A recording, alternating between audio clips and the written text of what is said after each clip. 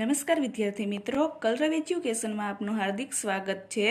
આજના વિડીયોમાં, આજના લેક્ચરમાં, આજના ટોપિકમાં આપણે ધોરણ 8 વિષય હિન્દી કવિતા 4 ઉઠો ધરા કે અમર સપૂતો જેમની સ્વાધ્યાય પોથી પૂરવાના છે, જેનો અભ્યાસ આપણે આગળના વિડીયોમાં કરી ચૂક્યા છીએ। તો તે શું છે? તો કે સમૂહગાન છે। તેના કવિ કોણ છે? તો કે દ્વારિકા પ્રસાદ માહેશ્વરી। ઉઠો એટલે કે ઉઠો, ધરા એટલે કે ધરતી, અમર એટલે કે ન મરને વાલા એટલે જે મરે નહીં તે, અને સપૂતો એટલે કે પુત્ર। જોઈએ હવે આપણે સ્વાધ્યાય પોથીના પ્રશ્ન નંબર 1। कवि ने किसे उठने को कहा है? कविए कोने उठवानुं कीधुं छे? तो जो आपने तेमां 4 ऑप्शन आपेला छे, જોઈએ। ए छे अमर सपूतो को, बी आलसी लोगों को, सी मेहनतकश लोगों को और डी गुलामों को। तो आपने खबर ज छे कि आ कविता कोना विषे छे? तो कि अमर सपूतो को। એટલે શું આવશે ઓપ્શનમાં? તો કે ઓપ્શન એ અમર સપૂતો को। ત્યારબાદ આપણને બીજું આપેલું છે ખાલી જગ્યા, અમર સપૂત ખાલી જગ્યા નયા નિર્માણ કરેંગે। અમર સપૂત કે ન મરવા વાળા સપૂત એટલે કે પુત્ર છે એ શેનું નિર્માણ કરશે? તો આપણને ખાલી જગ્યામાં જવાબ આપેલો છે પુનઃ। પુનઃ એટલે કે ફરીથી નવું નિર્માણ કરશે। ત્યારબાદ જોઈએ પ્રશ્ન નંબર 3। ઉઠો ધરા કે અમર સપૂતો કાવ્ય કા પ્રકાર ક્યા હે? તો આપણે જોયું કે કાવ્યનો પ્રકાર શું છે, તો આપણને અહીંયા આપેલું છે શું છે? તો કે સમૂહગાન। શું છે? સમૂહગાન। તો જુઓ જવાબમાં, તો આપણને તેમાં 4 ઓપ્શન આપેલા છે, એ પદ, બી સંઘગાન, સી ગીત અને ડી ખંડકાવ્ય। તો શું આવશે? તો કે બી સંઘગાન। સંઘગાન એટલે કે સમૂહગાન। ત્યારબાદ જોઈએ પ્રશ્ન નંબર 4। स्वतंत्रता के बाद कैसी रात बीत गई है? स्वतंत्रता પછી કેવી રાત વીત ગઈ है એટલે કે પસાર થઈ ગઈ છે? તો જુઓ, स्वतंत्रता के बाद गुलामी की रात बीत गई है। કઈ રાત? તો કે ગુલામીની રાત છે એ પસાર થઈ ગઈ છે। જો હવે પ્રશ્ન નંબર 5। स्वतंत्रता के पहले किसका अंधेरा था? स्वतंत्रता પહેલા કેનું અંધારું હતું? તો શેનું અંધારું હતું? તો જુઓ, स्वतंत्रता के पहले गुलामी की परतंत्र का अंधेरा था। શેનું? તો કે ગુલામીની પરતંત્રતા। જોઈએ હવે પ્રશ્ન નંબર 6। તે આપણને ખાલી જગ્યા આપેલી છે, ગુલામી કે બાદ ખાલી જગ્યા કા સવેરા હુઆ હે। સવેરા એટલે કે સવાર, ગુલામી પછી શેની સવાર થઈ છે? તો આપણને અહીંયા જવાબમાં આપેલું છે શેની? તો કે આઝાદી। ત્યારબાદ જોઈએ 7મો પ્રશ્ન। તે પણ આપણને ખાલી જગ્યા આપેલી છે, જોઈએ। देशवासियों में खाली जगह की किरणें फैल रही है। देशवासीઓમાં શેના કિરણો ફેલાઈ રહ્યા છે? તો શું આવશે? તો કે વિચારો। દેશવાસીના જે લોકો છે, દેશમાં રહેતા લોકો છે, તેમાં વિચારોના કિરણો છે તે ફેલાઈ રહ્યા છે। ત્યારબાદ જોઈએ પ્રશ્ન નંબર 8। आज़ादी के बाद सभी लोग अपने जीवन में किसका अनुभव कर रहे हैं? आज़ादी પછી બધા લોકો છે એ પોતાના જીવનમાં શેનો અનુભવ કરી રહ્યા છે? તો જુઓ જવાબમાં, आज़ादी के बाद सभी लोग अपने जीवन में नए प्रकाश का अनुभव कर रहे हैं। શેનો અનુભવ કરી રહ્યા છે? તો કે નઈ એટલે કે નવા પ્રકાશનો અનુભવ કરી રહ્યા છે। ત્યારબાદ જોઈએ પ્રશ્ન નંબર 9। તે આપણને ખાલી જગ્યા આપેલી છે, लोगों के मन में खाली जगह है और हौसलों की नई खाली जगह है। લોકોના મનમાં શું છે?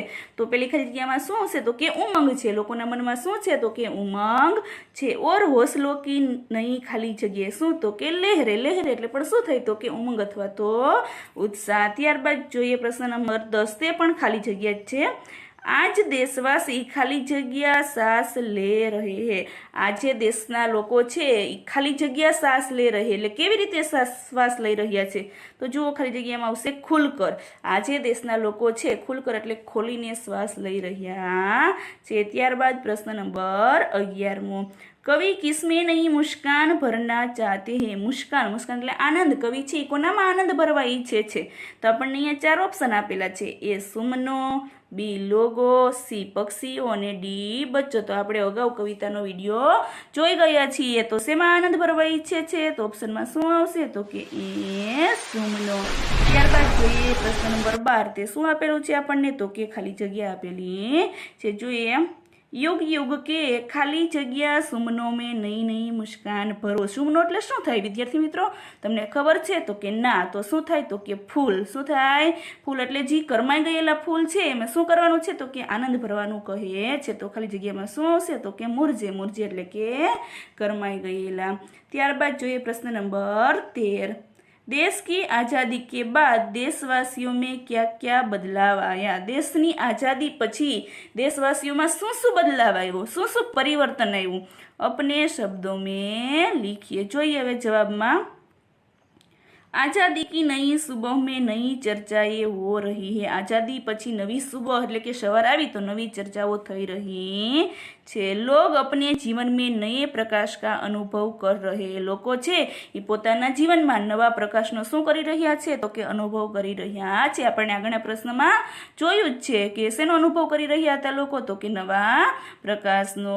उनके मन में नई उमंगे है और नई आशा है. તેના મનમાં શું છે તો કે નઈ ઉમંગ એટલે નવો उत्साह છે અને નઈ આશા એટલે કે નવી આશાઓ પણ છે. હર દેશવાસી ખુલકર સાસ લે રહા એ. ત્યારબાદ જોઈએ પ્રશ્ન નંબર 14મો. તે ખાલી જગ્યા છે. डाल डाल पर बैठे खाली जग्या कुछ नए स्वरों में गाते हैं. કોણ? સ્વરોમાં એટલે ટૂંકમાં ગીત ગાવું. તો કોણ ગીત ગાય તો આપણને ખબર જ છે. ડાળ ઉપર કોણ બેઠું હોય તો કે પક્ષી. તો શું આવશે ખાલી જગ્યામાં તો કે વિહગ. વિહગ એટલે શું થાય તો કે પક્ષી. डाल डाल पर बैठ विहग कुछ नए स्वरों में गाते हैं. ત્યારબાદ જોઈએ પ્રશ્ન નંબર 15મો. પક્ષી ઓર ભોરે ક્યાં કર રહે હે? પક્ષી અને ભોરે ભમરાઓ છે એ શું કરી રહ્યા છે તો જુઓ. પક્ષી નયે સ્વરોમાં ગીત गा रहे. પક્ષી છે એ નયે સ્વરોમાં એટલે નવા અવાજમાં શું કરી રહ્યા છે તો કે ગીત ગાઈ રહ્યા છે. ઓર ભોરે ગુંજાર કરતે હુએ મસ્તી में મડરા રહે હે. ભમરાઓ છે તે પણ શું કરે છે તો કે ચારે તરફ ગુંજન કરે છે. ત્યારબાદ જોઈએ પ્રશ્ન નંબર 16મો. नवयुग की नूतन वीणा में कवि ने क्या भरने को कहा है? वीणा એટલે ખબર છે તમને શું થાય તો કે સિતાર જैसा एक यंत्र जो सरस्वती देवी के हाथों में होता है. तो जुओ जवाब में. नवयुग की नूतन वीणा में कवि ने नए राग और नए गान भरने को कहा है. શું ભરવાનું કીધું છે તો કે નए રાગ और नए गान. ત્યારબાદ જોઈએ પ્રશ્ન નંબર 17મો. કલી કલી કहाँ ખીલી हुई है? કળીઓ છે. કલી એટલે કે કળીઓ. કળીઓ છે એ ક્યાં ખીલેલી છે તો જુઓ જવાબમાં. કલી કલી ઉદ્યાન में ખીલી हुई है. ઉદ્યાન એટલે કે બાગ અથવા તો બગીચા. બગીચામાં શું ખીલેલું છે તો કે કળીઓ ખીલેલી છે અથવા તો કળીઓ છે એ બગીચામાં ખીલેલી છે. ત્યારબાદ જોઈએ પ્રશ્ન નંબર 18મો. कवि किसमें मंगलमय ध्वनि गुंजित करना चाहते हैं? मंगलमय એટલે કે શુભ. શું થાય તો કે શુભ. જો હવે ઓપ્શન ए मंदिर में, बी प्रार्थना सभा में, सी जग के उद्यान में અને डी છે इनमें से કોઈ નહીં. તો આપણને ખબર જ છે કે શેની વાત કરવામાં આવી છે તો કે ઉદ્યાન બગીચાની. તો શું આવશે ઓપ્શનમાં તો કે ઓપ્શન સી જગ કે ઉદ્યાન में. ત્યારબાદ જોઈએ પ્રશ્ન નંબર 19મો. आज़ादी के सूरज की रोशनी से भारत माता का शरीर कैसा लगता है? आज़ादी पछी सूरजनी रोशनी छे एनाथी भारत मातानुं शरीर એટલે કે दुनिया केवी लागी रही है? तो जुओ.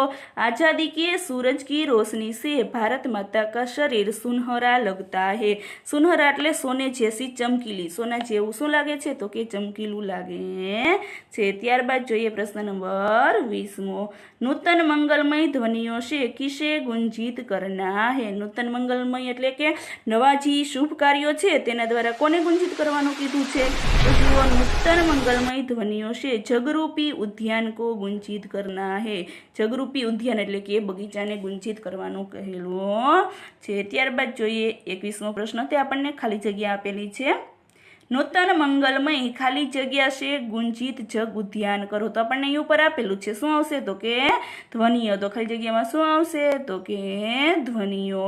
ત્યારબાદ જોઈએ પ્રશ્ન નંબર 22મો. કવિ કિસમે નયા રાગ ઓર નયા ગાન ભરના ચાહતે હે? તો આપણને જોઈએ અહીંયા ઉપર પ્રશ્નમાં આપેલું જ હતું. શેમાં આવશે તો કે વીણા में. તો જવાબમાં જોઈએ कवि नए युग की वीणा में नया राग और नया गान भरना चाहते हैं. ત્યારબાદ જોઈએ પ્રશ્ન નંબર 23મો. कवि ने सरस्वती का पावन मंदिर किसे कहा है? कविए सरस्वती ने पावन पवित्र मंदिर छे ये केवुं कहेलुं छे? तो जुओ, कवि ने विद्यालयों को सरस्वती का पावन मंदिर कहा है। कोने? तो के विद्यालयों ने। त्यारबाद जोईए प्रश्न नंबर 24मो। कवि ने किसे शुभ संपत्ति कहा है? कविए कोने शुभ संपत्ति कही छे?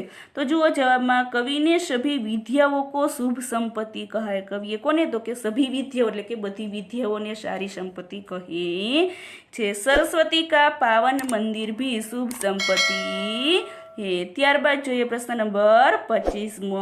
सत सत दीपक जला खाली जग्या के नवयुग का आह्वान करो। तो આપણે વિડીયો જોયો જ છે કવિતાનો। તો શું આવશે ખાલી જગ્યામાં? તો કે એક જ્ઞાન। શેનો દીવો સળગાવવાનું કીધું છે? તો કે જ્ઞાનનો। ત્યારબાદ જોઈએ પ્રશ્ન નંબર 26મો। सरस्वती के पावन मंदिर के रक्षक और पुजारी कौन है? सरस्वतीનું જે પાવન પવિત્ર મંદિર છે તેના રક્ષક અને પૂજારી કોણ છે? તો જુઓ જવાબમાં જોઈએ, देश के बच्चे सरस्वती के पावन मंदिर के रक्षक और पुजारी है। કોણ? તો કે દેશના બચ્ચે એટલે કે બાળકો છે તે સરસ્વતીના પાવન અથવા તો પવિત્ર મંદિરના શું છે? તો કે રક્ષક અને પૂજારી છે। ત્યારબાદ જોઈએ પ્રશ્ન નંબર 27મો।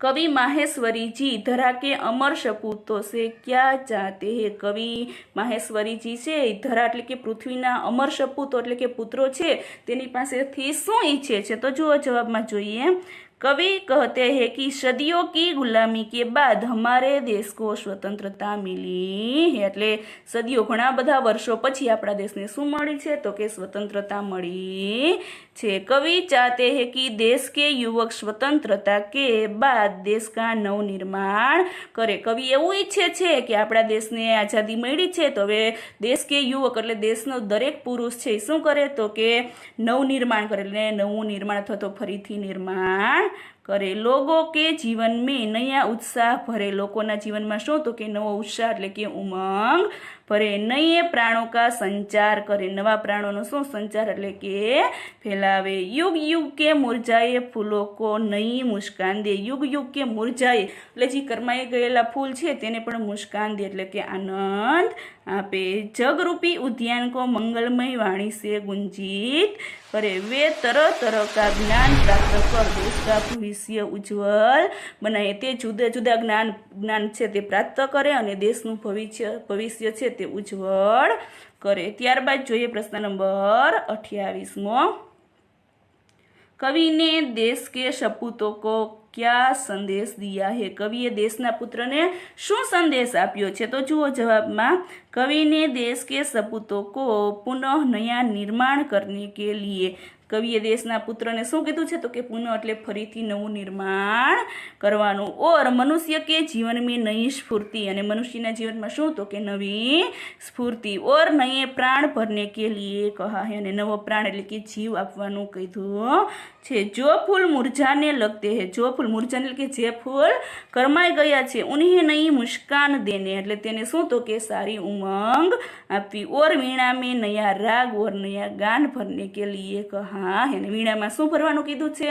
તો કે નવો રાગ અને નવું ગાન। ત્યારબાદ જોઈએ પ્રશ્ન નંબર 29મો। कवि नई मुस्कान कहाँ देखना चाहते हैं? कवि છે નઈ મુસ્કાન નવો આનંદ છે ક્યાં જોવા ઈચ્છે છે? તો જુઓ જવાબમાં, कवि जो पुष्प मुरझा गए हैं, જે ફૂલ છે પુષ્પ એટલે કે ફૂલ છે એ કરમાઈ ગયા છે, उन पर नई मुस्कान देखना चाहते, તેના પર આનંદ જોવા ઈચ્છે છે। ત્યારબાદ જોઈએ પ્રશ્ન નંબર 30। વિરોધી શબ્દ લીખીએ। તમને ખબર જ છે કે વિરુદ્ધાર્થી શબ્દ કોને કહેવાય? તો આપણે આગળના પાઠમાં ભણી ગયા છીએ કે જે શબ્દ આપેલો હોય એના વિરુદ્ધમાં આવતો શબ્દ હોય તેને શું કહેવાય? તો કે વિરુદ્ધાર્થી શબ્દ કહેવાય। તો જોઈએ હવે આપણને પેલું આપેલું છે ધરતી। તો નીચે ધરતી હોય તો ઉપર શું હોય? તો કે ગગન। ત્યારબાદ બીજું આપેલું છે ઉઠના, તો શું છે એનો વિરોધી? તો કે બેઠના। ત્યારબાદ ત્રીજું આપેલું છે નયા, નયા એટલે કે નવું, તો જૂનું હોય એને શું કહેવાય? તો કે પુરાના। ત્યારબાદ ચોથું આપેલું છે જીવન, તો તેનો વિરોધી શબ્દ શું થાય? તો કે મૃત્યુ। ત્યારબાદ પાંચમું આપેલું છે પ્રાતઃ, પ્રાતઃ એટલે શું થાય? ખબર છે તમને વિદ્યાર્થી મિત્રો? તો કે ના, પ્રાતઃ એટલે કે સવાર, તો તેનું વિરુદ્ધી શું થશે? તો કે સંધ્યા અથવા તો રાત્રિ. ત્યારબાદ છઠ્ઠું આપેલું છે ફૂલ, ફૂલ તો કાટે. પછી આપેલું છે પવિત્ર, તો એનું વિરોધી શું થાય? તો કે અપવિત્ર. ત્યારબાદ આપેલું છે અશુભ, તો વિરોધાર્થી શબ્દ શું થશે? તો કે શુભ. ત્યારબાદ નવમું આપેલું છે રક્ષક, તો ભક્ષક. અને છેલ્લું આપેલું છે અને 10મું છે જ્ઞાન, તો જેનામાં જ્ઞાન હોય એને જ્ઞાન કહેવાય, ન હોય તેને શું કહેવાય? તો કે અજ્ઞાન. ત્યારબાદ જોઈએ પ્રશ્ન નંબર 31મો. તે શું આપેલું છે આપણને? તો જોઈએ સમાનાર્થી શબ્દ લીખીએ. જે શબ્દ આપેલો છે તેના જેવો આપણે બીજો શબ્દ અથવા તો તેનો અર્થ લખી તેને શું કહેવાય? તો કે સમાનાર્થી શબ્દ કહેવાય. જોઈએ પેલું છે નિર્માણ, તો કે શું કહેવાય એને નિર્માણને? તો કે રચના. ત્યારબાદ છે પ્રાયઃ એટલે કે અક્ષર. ત્રીજું છે ઉદ્યાન, ઉદ્યાનને શું કહેવાય? તો કે બાગ અથવા તો બગીચા. ચોથું છે આહવાન, તો કે ચુનૌતી. ત્યારબાદ 5મું આપેલું છે સ્ફૂર્તિ, તો કે ઉત્સાહ. અને છઠ્ઠું આપેલું છે સુમન, સુમન એટલે કે ફૂલ. અને ત્યારબાદ 7મું ને છેલ્લું આપેલું છે સત, એટલે કે શો. હવે જોઈએ પ્રશ્ન નંબર 32મો. दिए गए काव्य को पढ़कर प्रश्नों के उत्तर दीजिए. આપણે અહીંયા જો કવિતા આપેલી છે, આ કવિતા પહેલા પઢકર એટલે આપણે વાંચવાની છે અને ત્યાર પછી તેના પ્રશ્નોના જવાબ લખવાના છે. જોઈએ હવે.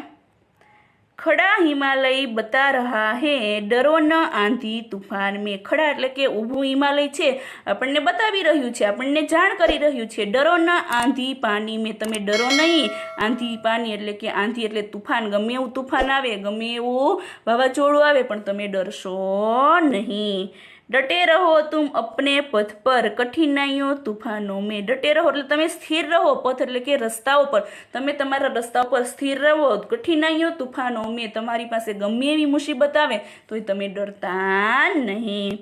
જુઓ ત્યારબાદ ડીગો ન अपने पथ से तुम. ડીગો એટલે કે તમે હલશો નહીં તમારા રસ્તા પરથી. તો સબ કુછ પા સકતે હો પ્યારે. સબ કુછ એટલે પા સકતે, તો તમે પ્યારથી બધી જ વસ્તુ છે એ તમે મેળવી શકશો. તુમ ભી ઊંચે ઉડ શકતે હો. તમે પણ ક્યાં ઉડી શકો છો? તો કે ઊંચે એટલે કે ઊંચે તમે ઉડી શકો છો.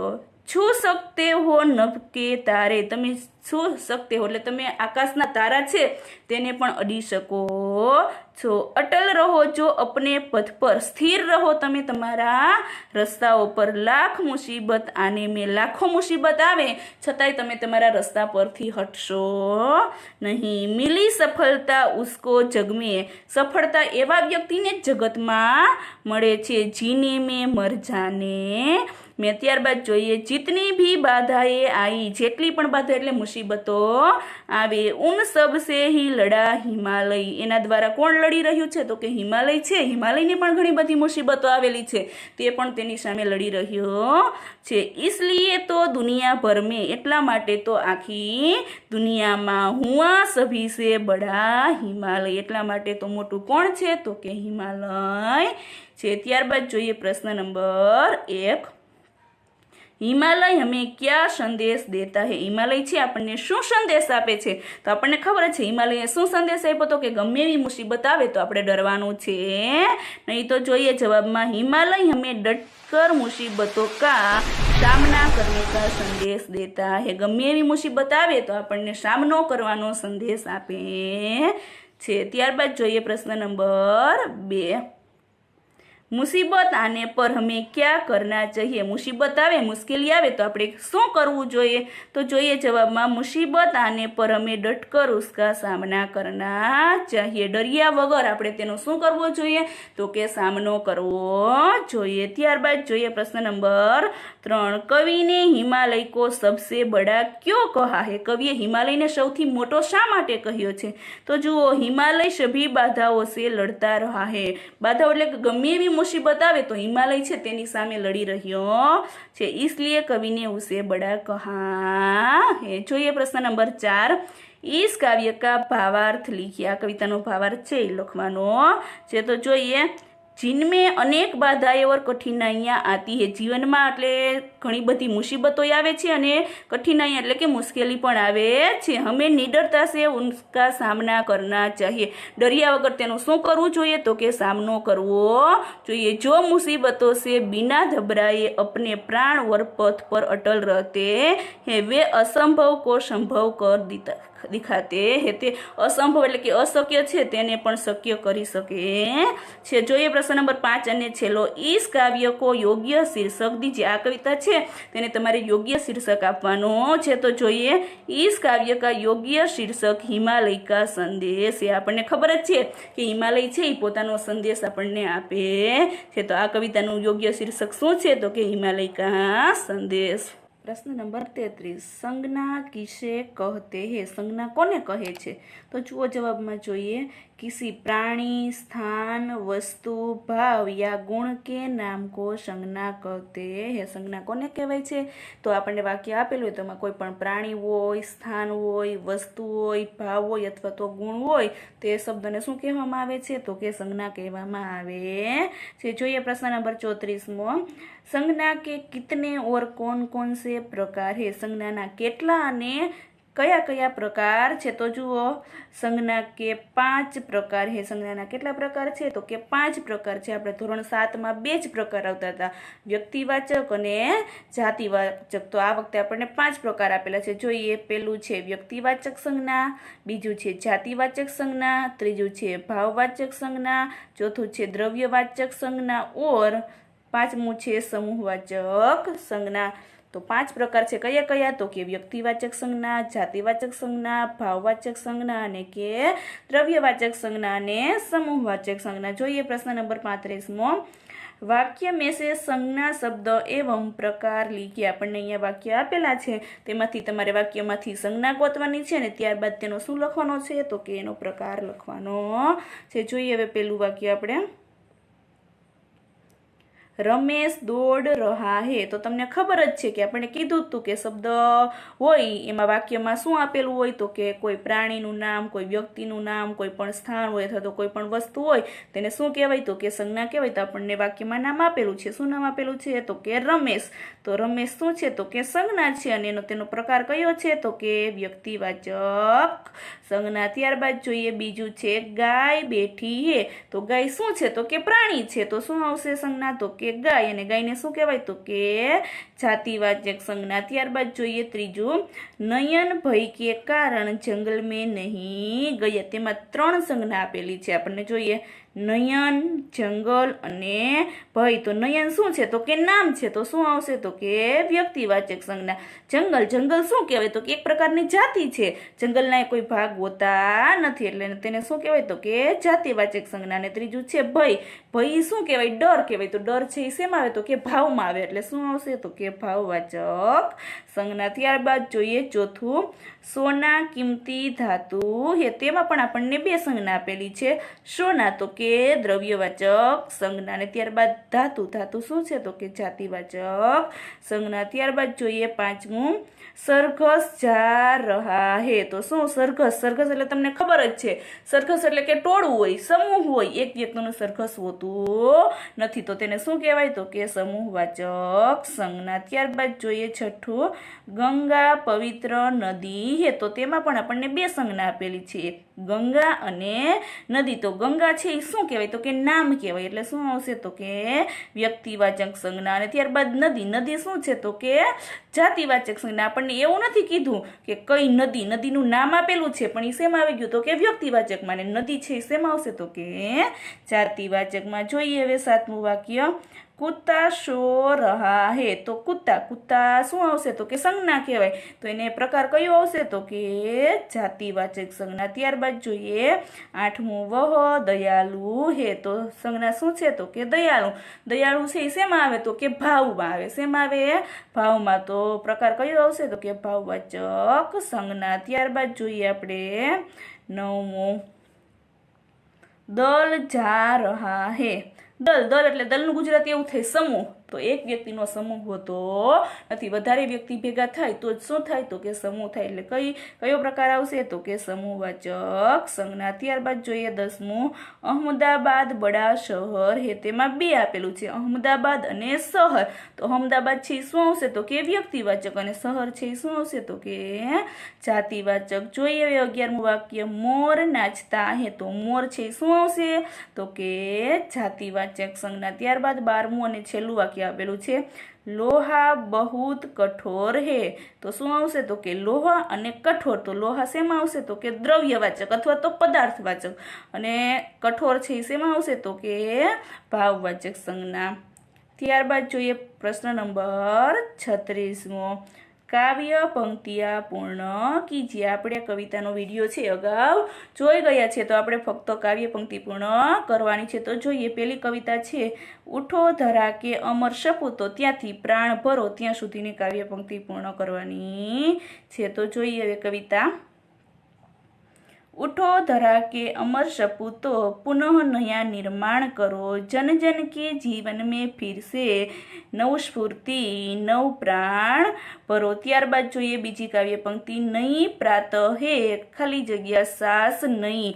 નઈ પ્રાતઃ હે ત્યાંથી શરૂ કરવાની છે, સાસ નઈ ત્યાં સુધી કાવ્ય પંક્તિ લખવાની છે. તો જોઈએ, नई प्रातः है नई बात है नई किरण है ज्योति नई नई उमंगे नई तरंगे नई आस है सास नहीं. ત્યારબાદ ત્રીજી આપણે કવિ પંક્તિ આપેલી છે, કલી કલી ખીલ રહી ત્યાંથી શરૂ કરવાની છે, સુનહરી કાયા હે ત્યાં સુધી આપણે પૂર્ણ કરવાની છે. તો જોઈએ, કલી કલી ખીલ રહી ઇધર વહ ફૂલ ફૂલ મુસ્कुराया है, धरती माँ की आज हो रही नई सुनहरी काया है. ત્યારબાદ ચોથી અને છેલ્લી આપેલી છે, સરસ્વતી કા પાવન ત્યાંથી શરૂ કરવાની છે, ઓર પુજારી હે ત્યાં સુધી કાવ્ય પંક્તિ તમારે પૂરી કરવાની છે. તો જોઈએ, सरस्वती का पावन मंदिर शुभ संपत्ति तुम्हारी है, तुम में से हर बालक इसका रक्षक और पुजारी है. ત્યારબાદ જોઈએ પ્રશ્ન નંબર 37મો, નિમ્નલિખિત શબ્દો કા વર્ગીકરણ કીજીએ. આપણને અહીંયા સંજ્ઞા આપેલી છે, તો ઉપર શબ્દો આપેલા છે, એ શબ્દનું શું કરવાનું છે તો કે 5 સંજ્ઞામાં તમારે વર્ગીકરણ કરવાનું છે. જોઈએ હવે શબ્દો પહેલા જોઈએ, રમેશ, મનુષ્ય, આનંદ, લોહા, દલ, ભારત, પતીલી, કબૂતર, જંગલ, પ્રામાણિક, પેટ્રોલ, સભા, ગુજરાત, પર્વત, હર્ષ, પાણી ને સરઘસ. તો તમને અહીંયા શબ્દ આપેલા છે, એ બધા શબ્દનું તમારે શું કરવાનું છે તો કે વર્ગીકરણ કરવાનું છે. હવે જોઈએ પ્રથમ શબ્દ છે રમેશ. તો રમેશ શેમાં આવશે તો કે વ્યક્તિવાચકમાં. ત્યારબાદ છે મનુષ્ય. તો મનુષ્ય શેમાં આવશે તો કે જાતિવાચક. ત્યારબાદ છે આનંદ. આનંદ છે શું કહેવાય તો કે એક પ્રકારનો ભાવ કહેવાય. તો શેમાં આવશે તો કે ભાવવાચકમાં. ત્યારબાદ આપેલું છે લોહા. તો લોહા શું આવશે તો કે પદાર્થ કહેવાય. તો શેમાં આવશે તો કે પદાર્થવાચક સંજ્ઞા અથવા તો દ્રવ્યવાચક. હવે જોઈએ પછીનો શબ્દ આપેલો છે દલ. દલ એટલે કે સમૂહ. તો શેમાં આવશે તો કે સમૂહવાચકમાં.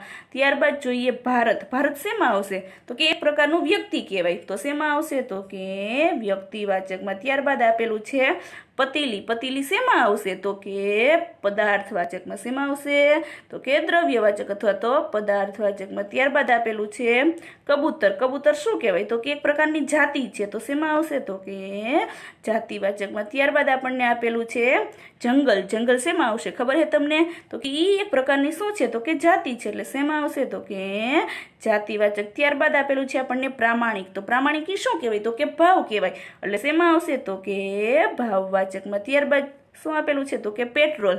પેટ્રોલ શું કહેવાય તો કે એક પ્રકારનું દ્રવ્ય કહેવાય. શું કહેવાય દ્રવ્ય. તો શેમાં આવશે તો કે દ્રવ્યવાચકમાં. ત્યારબાદ આપેલું છે આપણને સભા.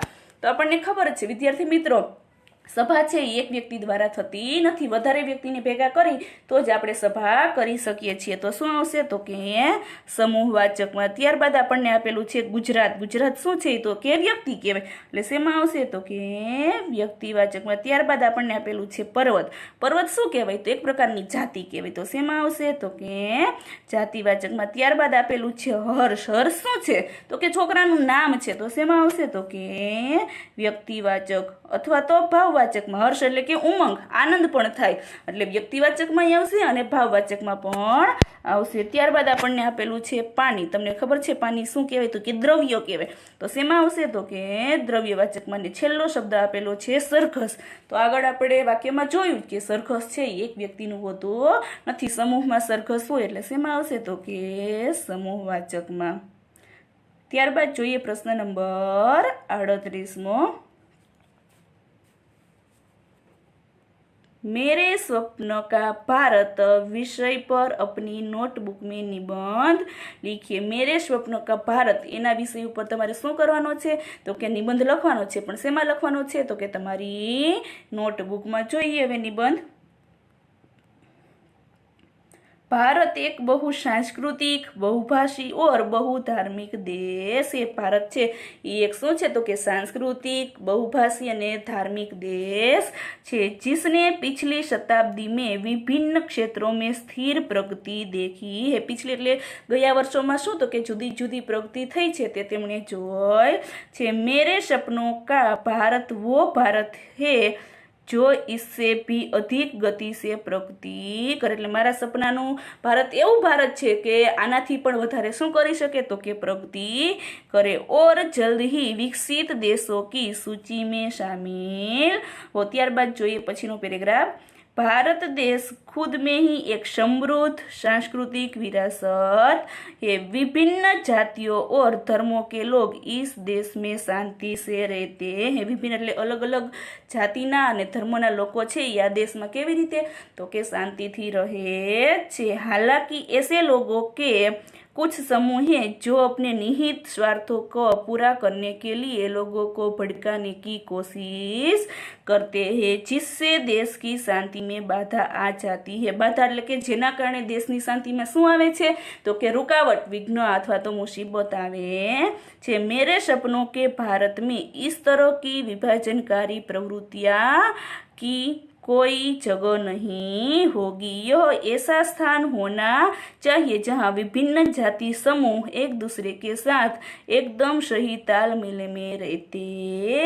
એટલે વિભિન્ન જાતિ સમૂહ, અલગ અલગ જાતિ છે એ સમૂહ એક દૂસરે એટલે એકાબીજાની હળી મળીને રહે છે। ત્યારબાદ પેરેગ્રાફ જોઈએ। मैं भारत को ऐसा देश होने का सपना देखता हूँ। એટલે હું ભારતની એવો દેશ હોવાનું સપનું જોવા ઈચ્છું છું। जहाँ का हर नागरिक शिक्षित हो। जहाँ का हर नागरिक એટલે દરેક નાગરિક છે કેવો? તો કે શિક્ષિત હોય। मैं चाहता हूँ कि मेरे देश के लोग शिक्षा के महत्व को समझा सके। એટલે કે હું એવું ઈચ્છું છું કે મારા દેશના લોકો છે એ શિક્ષાને શું કરે? તો કે એનું મહત્વ છે એ સમજી શકે। और यह सुनिश्चित करे कि उनके बच्चों को छोटी सी उम्र में नौकरी करने के बजाय शिक्षा हासिल करने का अधिकार मिले। ત્યારબાદ જોઈએ પછીનો પેરેગ્રાફ। मैं चाहता हूँ कि सरकार सभी के लिए समान रोजगार के अवसर प्रदान करे ताकि युवाओं को योग्य रोजगार मिल सके और राष्ट्र के विकसित के लिए युवा अपना योगदान दे सके। मैं चाहता हूँ कि देश तकनीकी रूप से उन्नत એટલે કે પ્રગતિ કરી શકે और सभी क्षेत्रों में विकसित हो सके। ને બધા ક્ષેત્રોમાં ભારત દેશ છે એ કેવો થઈ શકે? તો કે વિકાસશીલ દેશ બની શકે। अंत में चाहता हूँ कि भारत एक ऐसा देश हो जहाँ महिलाओं का सम्मान दिया जाए। એટલે હું એવું ઈચ્છું છું કે ભારત દેશ એક એવો દેશ છે જ્યાં મહિલાઓને શું? તો કે સન્માન આપવામાં આવે। उनके साथ सभ्य व्यवहार किया जाता हो और पुरुषों के रोजगार के समान अवसर दिए जाते हो। ત્યારબાદ જોઈએ પછીનો પેરેગ્રાફ। संक्षेप में मेरे सपनों का भारत एक ऐसा स्थान होगा जहाँ लोग खुश और सुरक्षित महसूस करते हैं। એટલે મારા સપનાનું ભારત એવું છે, એવું સ્થાન હશે કે જ્યાં લોકો खुश રહેશે અને સુરક્ષિત પણ રહેશે और अच्छे जीवन की गुणवत्ता का आनंद लेते हो। અને સારા જીવનની ગુણવત્તા છે એની સાથે તે આનંદ પણ લઈ શકે છે। ત્યારબાદ જોઈએ આપણને હવે પ્રવૃત્તિ આપેલી છે। फूल, तितली, बादल, वृक्ष, बारिश शब्दों के उपयोग से कविता की रचना कीजिए और अपनी नोटबुक में लिखिए। આપણને તમને અહીંયા પ્રકૃતિના શબ્દ આપેલા છે, એના આધારે તમારે શું કરવાનું છે તો કે કવિતાની રચના કરવાની છે ને તે કવિતા છે તમારે તમારી નોટબુકમાં લખવાની છે। જોઈએ હવે કવિતા આપણે। प्रकृति तुमको सीख देती है। प्रकृति छे तमने शू आपे छे तो के सीख आपे छे। खुशहाल जीवन को सीख देती है। खुशहाल जीवन को ले जेनु जीवन खुशी थी भरेलू छे तेने शू करे छे तो के सीख आपे छे। निस्वार्थ दूसरों की मदद करते जाओ।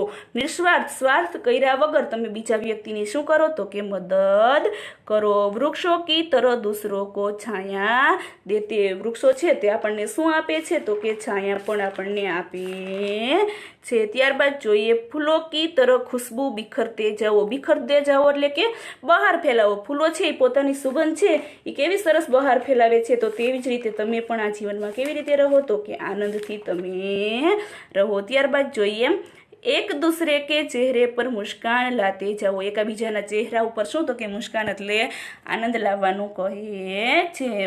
बादल की तरह जीवन में आगे बढ़ते जाओ। बादल એટલે કે વાદળ, વાદળાઓની જેમ તમારું જીવન છે તમે આગળ વધારો। बारिश की तरह हर किसी के काम आते जाओ। बारिश એટલે કે વરસાદ, વરસાદ આપણને કેવો સરસ કામમાં આવે છે તો એવી રીતે તમે પણ બીજાને કામમાં આવો। तितली की तरह जीवन में खुशियों के रंग भरते जाओ। ત્યારબાદ જોઈએ सूरज की तरह सवेरा करते जाओ। सवेरा એટલે કે સવાર, સૂરજ કેવું સરસ મજાનું સવાર લાવે છે તો તમે પણ સરસ મજાનો આનંદ કરો। जीवन में कुछ नया बदलाव लाते जाओ। जीवનમાં તમે શું કરો તો કે કંઈક નવું परिवर्तन लाओ। प्रकृति तुमको सीख देती है। खुशहाल जीवन की सीख देती है। प्रकृति तमने કંઈક એવી શીખ આપે છે કે તમારા જીવનમાં તમે ખુશી લાવો। વિદ્યાર્થી મિત્રો તમને આ વિડીયોમાં ખૂબ મજા આવી હશે। વિડીયો સાંભળવા બદલ તમારો ખૂબ ખૂબ આભાર। હવે પછીનો પાઠ આપણે આગળના લેક્ચરમાં જોઈશું।